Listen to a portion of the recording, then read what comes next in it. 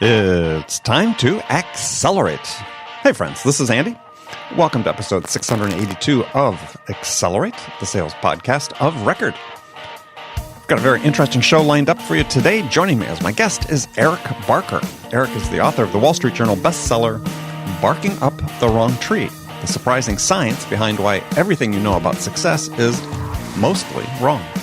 As I've mentioned before, this is one of my favorite books that I've read this year. Very excited to have Eric on the show and share what he's written about in his book. Now, before we get to Eric, I want to take just a minute to talk to you about the Sales House, the B2B Sales Learning Accelerator. Now, here's the thing. Sales is a tough profession. We all know that. And quite honestly, I think it's the loneliest profession. I mean, if you're like me and you've spent years traveling away from home and family and friends, meeting with customers, I mean, you know your success is largely in your hands. I mean, you're out there, out on the island, all by yourself, talking to your buyers. Well, here's the thing. You don't have to sell alone. That's why I created the Sales House, to provide a welcoming resource for B2B sellers just like you to find the knowledge, the wisdom, and the advice you need to take charge of your career.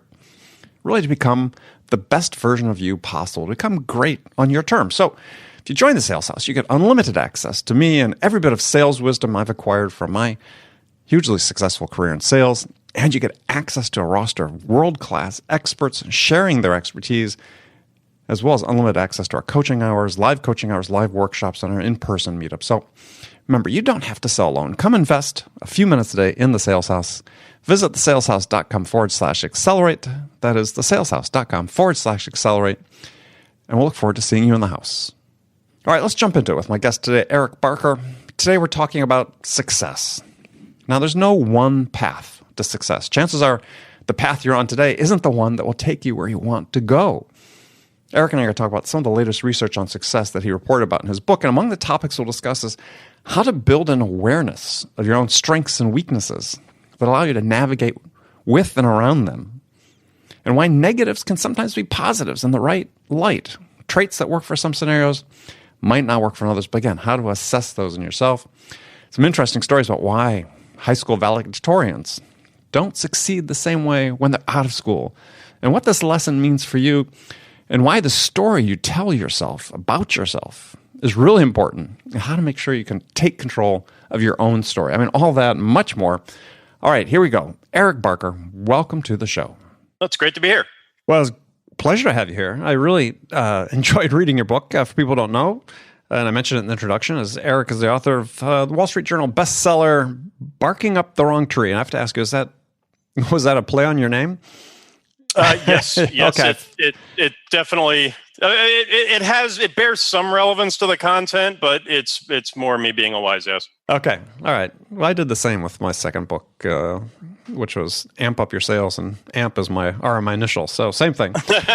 All right, subtitle is Surprising Science Behind Why Everything You Know About Success is Mostly Wrong. And I have to tell you, I really like this book, and as we mentioned before we came on the air, it probably went quicker for me to highlight the things I didn't want to highlight and leave everything else blank, because might have gotten through the book faster. But yeah, a lot of great ideas, a lot of interesting research you cite that counterintuitive for a lot of folks, certainly for me in some instances and some topics, and I think really worth getting into, because I think that this whole idea of success and being great and things that maybe to some degree are even overemphasized to some degree in society. Yeah. The science behind it really sort of fascinating. So I love the way sort of the opening central question you posed, which is it better to be an outlier with both handicaps and superpowers, or do we live better lives being at the middle of the bell curve?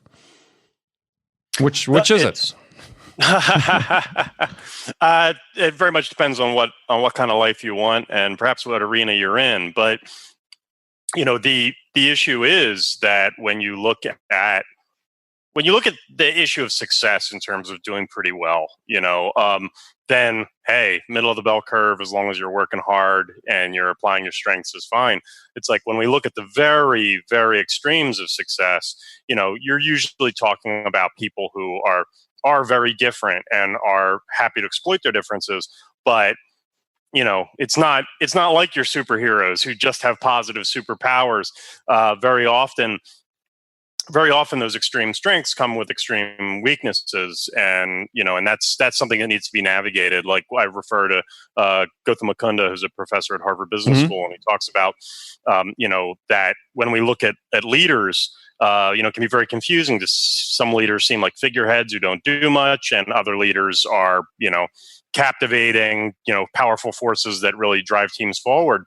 And what he saw in the research was that there's two different types of leaders. Is that filtered and unfiltered leader?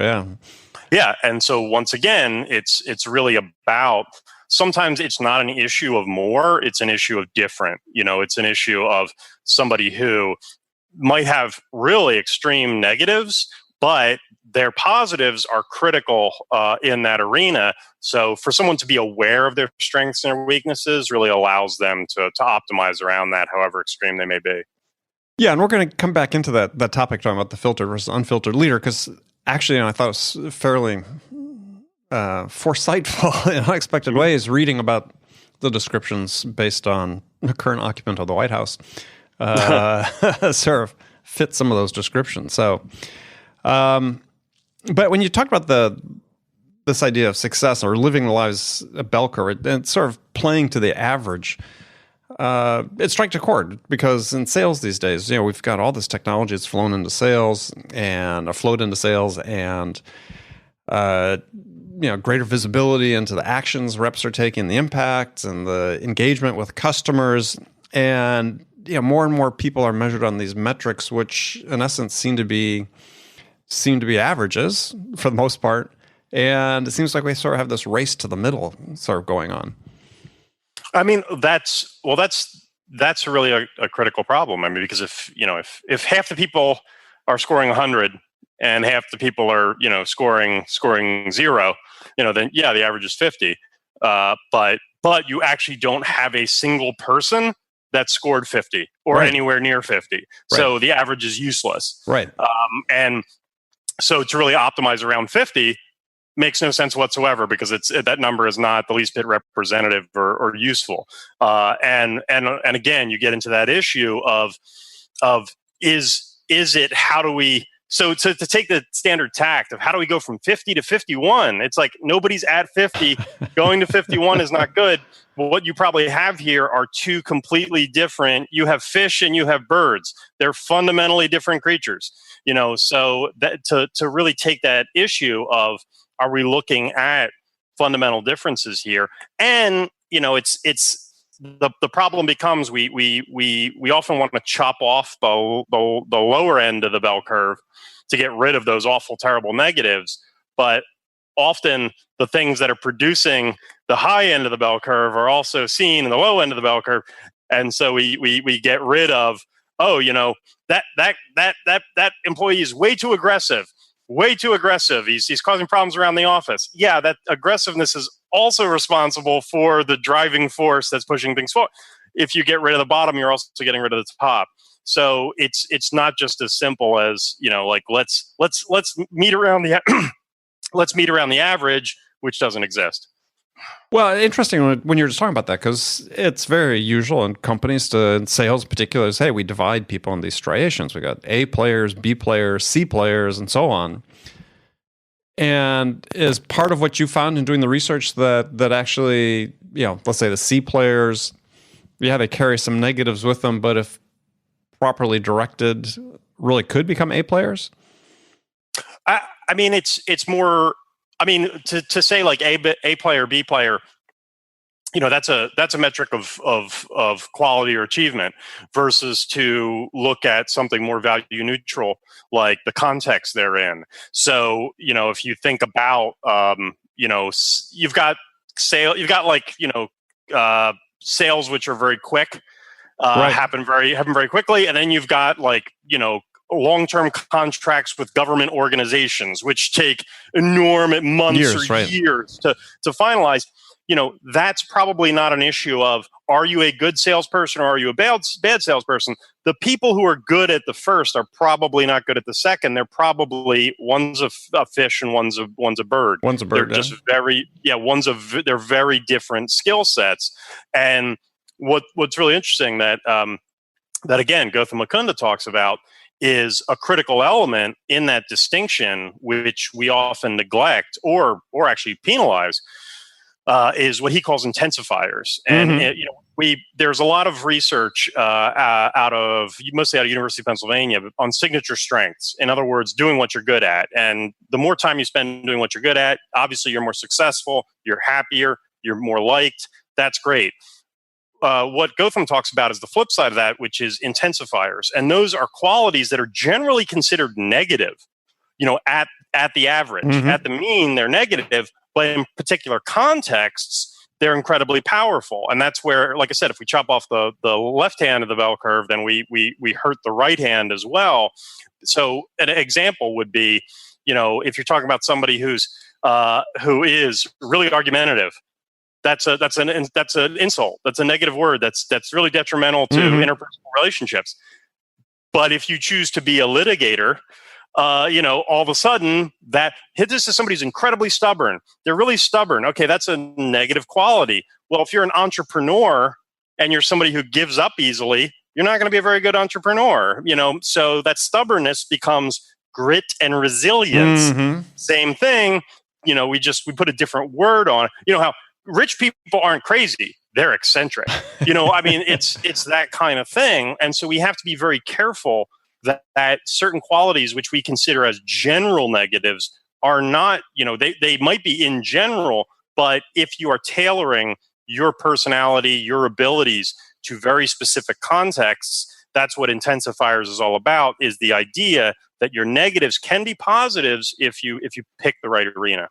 Yeah, well, I thought the interesting example that you cited was research saying that the sort of tie to psychopathic tendencies with successful people.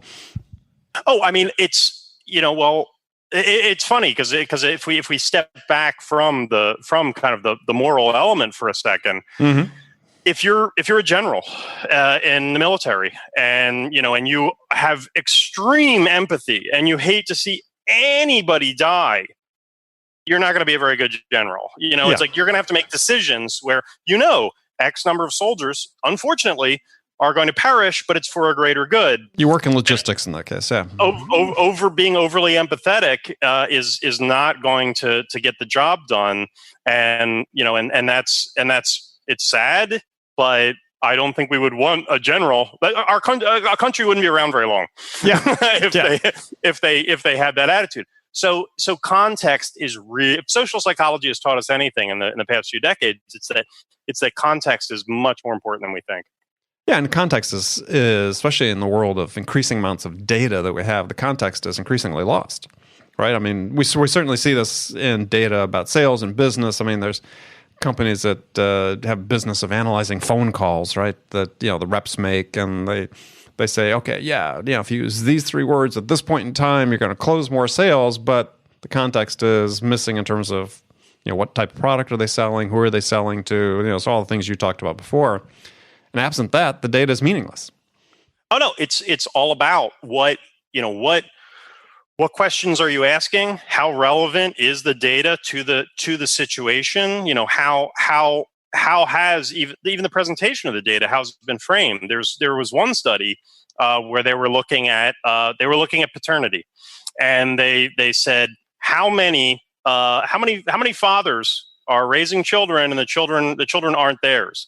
So they looked at a clinic where people went and subsequently got the check to see if your child is actually yours. And they found that 10% or around there, 10% of kids were not from their fathers. And oh my God, 10%. But they didn't think about the context of the data, because you're not getting a random sampling. Right? Yeah, exactly. You're not getting a random sampling. Who goes and checks whether their kids are theirs? Probably a lot of people who have a good reason to suspect it's not the case. So when they did a random sampling, I think it was like under 1%, but it's like you framed the data wrong. It wasn't relevant to what's going on. So you have to make sure that the context, the situation, the framing, is relevant. So we have tons of information, but tons of information is not necessarily good information or relevant information. It's just it's only more information. Exactly.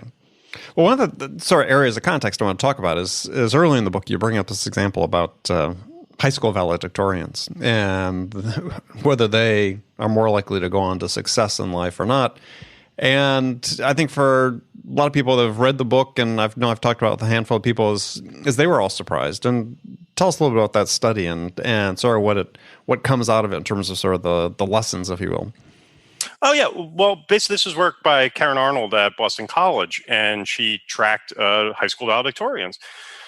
And I mean, first and foremost, she found they did very well. They typically went on to get advanced degrees. They typically went on to do very well in their roles. They made six-figure salaries. They did very well, but they generally did not reach the heights of success. And that is, again, because of the framing of how we think, oh, valedictorian, you're awesome. So you're going to go out in life and be awesome. And no, that's not the case. Standardized tests like the SAT are very good at measuring IQ and raw kind of, mental horsepower. Grades in school are much more a measure of conscientiousness, following rules, doing what you're told. So when you see somebody who's valedictorian, that generally means they might they might have a high IQ, they might not, but they're very good at following rules. Well, high school, college has very, very clear rules. Life does not have clear rules. There are no entrepreneurial high school students. You do what you're told, and if you do what you're told, you get good grades. So what that means is these valedictorians went on, they followed the rules, and they played, they did very well. But they didn't change the game because these are not people in general who question the system. They're people who follow the system. So these are not the people who went on to rule the world and change the world. They're the people who went on to kind of stabilize the world and make sure the trains ran on time.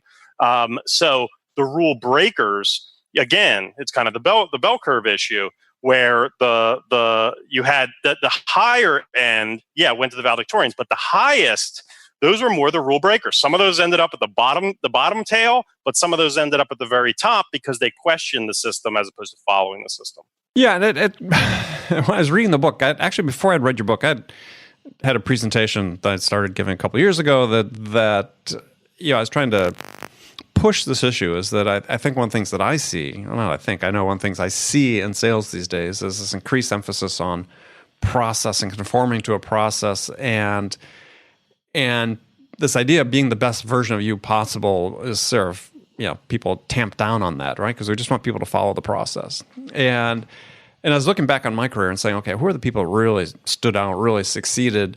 And some qualities I have myself in that regard. And they broke the rules, right? I mean, they were fundamentally rule breakers. And, I had a boss at one point who looked at me somewhat out of frustration one day and says, can't you ever just say yes to something?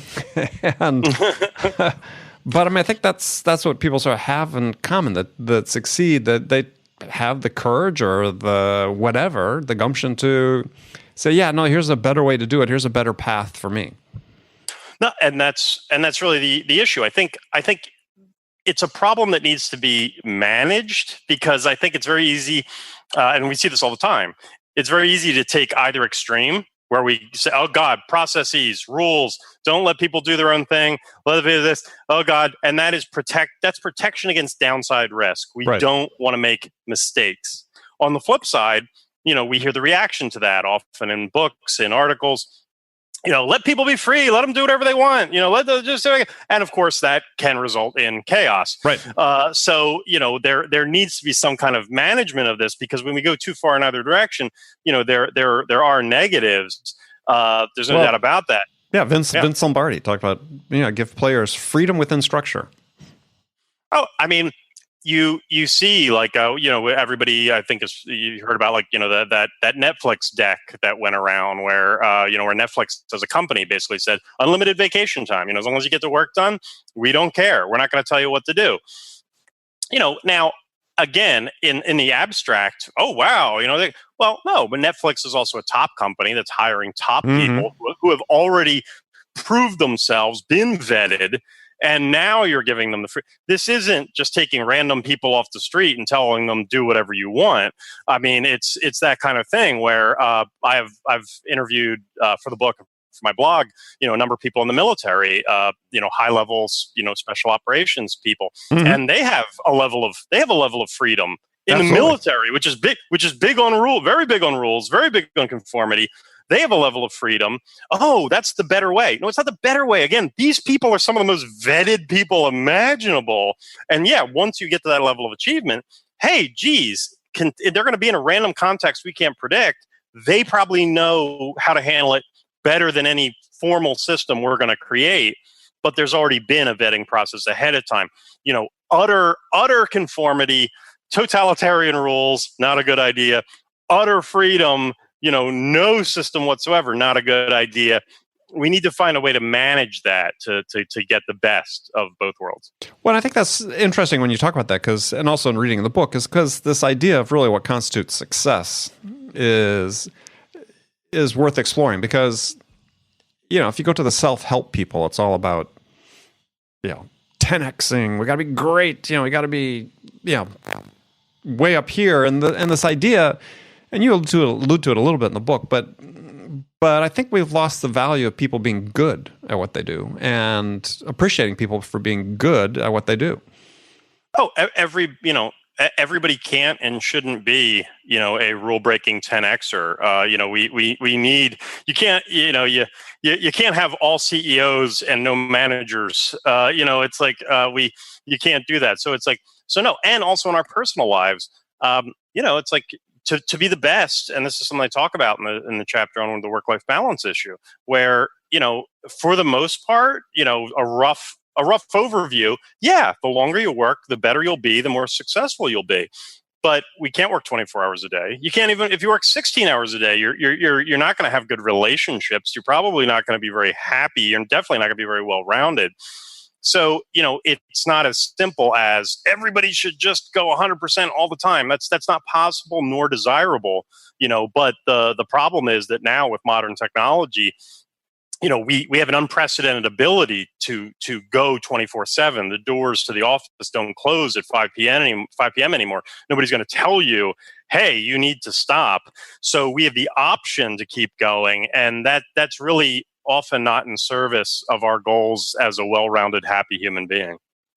Well, well-rounded really being the key there, right? I mean, it's, for me at least, I see when I work with sales teams is that sort of two issues, and they're sort of connected there. One is I don't see enough people investing on their own time to get smarter and better about not just sales, about the world in general. Right? I mean, to me, that's what makes them more well-rounded, better, more capable salespeople, give them a better foundation for succeeding. And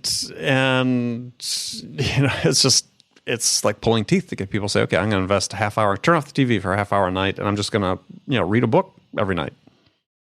Oh, absolutely. Those are the things where, we've moved everything into the important and urgent quadrant. It's like what has to happen right now. We actually focus more on urgency than we do on importance. Right. What is going to be long-term valuable. And again, if you're working 16 plus hours a day, you're not going to have good relationships, which is going to impact your happiness. If nothing else, you're definitely not going to have good health, which is going to affect your day-to-day, how you feel day-to-day and how long you live. So we have to ask, it's like, hey, money's great, but, money's a tool. What is it in service of? Mm-hmm. Is your money in service of your happiness? Okay, well, happiness also comes from getting enough sleep, from having good relationships, and from not having chronic health problems. Well, and having available time, right? Yeah. So it's not an issue. It's not there's no black and white kind of, just keep going, because if money is in service of happiness, then sometimes you actually have to do things other than money in order to get to happiness. Right. What I was referring to, though, is, and you talk about it in the book, is you said, more often being the best means just being the best version of you. And that's really what I'm urging people to do while we work with people. Just, how do you get just a little bit better and smarter every day? How do you invest just a little bit of your time, maybe as little as 10 or 20 minutes, just in service of you yourself, as opposed to in service of your company or whatever? No, and it's really critical to just think about long-term kind of overall growth, because not only, I mean, even from a practical standpoint, things change, and if you are optimized for what's going on right now, if things are changing, by definition, you are not going to be optimized for the next paradigm shift that happens. So by spending some time I talk about this in the issue of using what Peter Sims calls little bets, where trying new things, expanding yourself, you're going to create new opportunities, and you're going to be able to catch that next wave instead of being the dinosaur that goes extinct. Yeah, well, I like Thomas Huxley's saying back from the late 1800s that in life you should try to learn something about everything and everything about something. And to me, that's a perfect watchword for people in a profession like sales. Is part of the way you make yourself interesting to people and you engage with them and trying to build relationships is not just what you know about your product and your service, but it's you as an individual and what you might know about something they're interested in that's completely unrelated. So being well-read, well-rounded is really important in that regard. Oh, absolutely. I think you have to really broaden your horizons if you want to be a citizen of the world and you want to know what's going on, what people are thinking, how to relate to them. Yeah, well, I like that term. So along the same lines we talk a lot about behaviors in sales, forming habits, and I thought interesting you were talking in your book about changing your story. And I thought it was an interesting concept because, this idea of self-belief and is really critical in sales, confidence, obviously. You talked about sort of the, confidence, pessimism type range, but talk about this idea of changing your story, because I think this is really, behavior change is really important in sales, and it's a key concept, I think, for people to understand. Yeah, it's something that's been seen, in tons of the research in terms of like stories of the operating system of the human mind in a lot of ways, where it's like when somebody asks you, how's your day? You tell them a story. When you give somebody your resume basically is a story. And even if you look at the research and like the most proven psychological therapeutic technique is cognitive behavioral therapy. And what cognitive behavioral therapy, what's really critical there is the thoughts that go through your head, the story you're telling yourself. Because if you're seeing your life as, oh, this is the third act, this is the end of the movie, and I haven't done everything I wanted, and I haven't accomplished everything I wanted, then it's a sad ending. It's a bad story. Versus, if you're in the first act, if you consider yourself in the first act of your story or the first half of your story, we've all seen the movies. We know redemption. Things are terrible for the protagonist in the beginning. They're always overwhelmed. They're always outgunned. They always have they're in bad situation, but eventually they overcome. So that story you're telling yourself of, I'm starting out, and of course I'm going to face challenges. Of course I'm going to have resistance, and then the hero won. Versus if you feel like, oh no, I haven't, and I'm a failure. And what's the story you're telling yourself that I'm over? Every hero in their story overcomes challenges. Versus I have failed, and then the end and credits roll. So the story you tell yourself is really critical. And some of the work by James Pennebaker at University of Texas at Austin, that when people are experiencing tragedy, when people are having real problems in their life, just sitting down for 3 days and writing out, what's going on in your head, writing it down. Because talking is one thing. We all talk to ourselves, to other people all day long. When we write, we have to construct it. We have to actually firm it up. And by doing that, he's seen tremendous results in people feeling better because they come to terms. They incorporate the issues they're dealing with into their personal stories. People feel better. Their health gets better. They sleep better. Having to deal with your story, because the issue is that story's there. We all have a story we tell ourselves, much like cognitive behavioral therapy. We have thoughts that go through our heads, but we're usually not cognizant of them, or we just assume they're true, as opposed to actually looking at them, holding them up to the light and saying, well, geez, what the things I'm saying to myself, what beliefs do these say? Are these fundamentally optimistic, fundamentally pessimistic? And is there another way to look at the same events? And the truth is, there's always another way. There's always another way, another spin to put on the same stories. Well, and also if you write your own story, as opposed to, I think you see a lot of people fall into this mode of accepting other people's version of their story. If your boss is telling you, look, you're a C player, and they're like, well, I think I'm pretty good at what I do, and I enjoy this, but I see this all the time. It's like people feeling downtrodden just because they're not getting the feedback they should be getting, and they don't take control of their own story. No, they don't. And one of the things that Tim Wilson at UVA has done research where, we look at that and we go, oh my God, I am a C player. I look at the metrics, I am a C player. There's no denying it. But the story you're telling yourself there implies that people can't change. And what Tim Wilson's research showed was that when people feel like I'm not a good person, now again, you could take that as kind of an entity belief, like I'm just a bad person, nothing I can do about it. But when those people said, I'm going to spend a couple hours a week volunteering, what happened? Even without consciously looking at their story, their personal vision of themselves and their story changed. Why? Because after a month or so of spending a few hours a week volunteering, it gets to be really hard to tell yourself, I'm a terrible person, when you're spending hours every week in a soup kitchen or helping the homeless. So you actually rewrite your story by changing your actions, by doing different things. So if your boss tells you you're a C player, you can say, I'm just not good at this. Or you can say, I'm a C player now, and if I change X, Y, and Z, I will be an A player. So maybe I need to change my behavior and the story will follow, as opposed to just accepting things as unchangeable. Yeah, I when you're writing about that in the book, I recalled an article I'd read by James Clear talking about behavior change, and it sort of fit with that story. Is if your story is always I can't do something, then it's you're not going to do it. But if you just say I don't do something, right? I don't do that.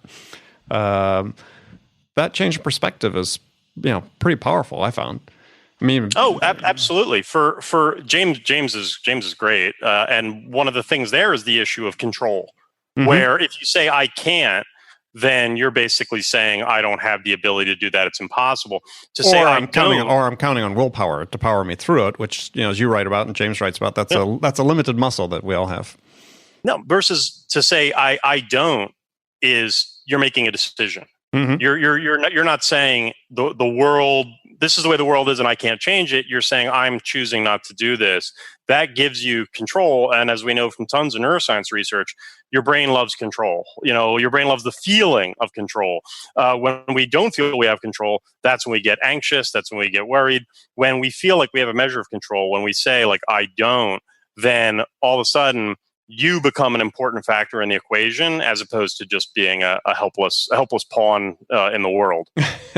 Yeah, I mean, I use that myself. James's formulation, I can't versus I don't, when I was going on a new eating regimen and getting rid of sugar, and as opposed to saying I can't eat sugar, it was I don't eat sugar, and it was that simple. I mean, it's been for me.